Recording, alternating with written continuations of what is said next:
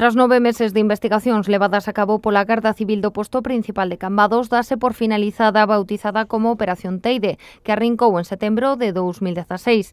A alarma saltara tras detectarse un incremento dos delitos deste tipo tanto na vila cambadesa como nos concellos dos arredores. De feito, no operativo colaboraron tamén os postos de Sanxenxo e Vilagarcía e as policías locais de Cambados, Vilanova, A Illa, Meaño e Sanxenxo. Os detidos percorrían as rúas dos municipios comprobando os dispositivos de peche de todos os vehículos ata localizar os que tiñan as portas sen pechar. De aí subtraían cartos en efectivo ou calquera obxecto de valor. Tamén roubaban a repartidores do pan ou en autobuses. Incluso no mes de xaneiro subtraíron unha furgoneta en Meaño e, ademais de apropiarse da mercadoría, queimaron o vehículo no polígono de Nantes. Nos rexistros recuperáronse 5 ciclomotores e 7 bicicletas.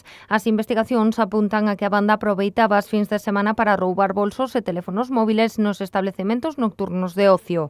Entre os feitos máis graves destacan 4 roubos e furtos en casas e pisos habitados das localidades de Meis e Meaño. Tamén se lles investiga pola súa presunta participación en 16 delitos de danos. A operación saldouse con 13 mozos detidos de entre 16 e 22 anos. Tras prestar declaración na Garda Civil de Cambados, os maiores de idade foron postos en liberdade pendentes de ser citados polos xulgados da vila. No caso do menor de 16 anos xa foi ingresado nun centro especial e depende agora da Fiscalía de Menores.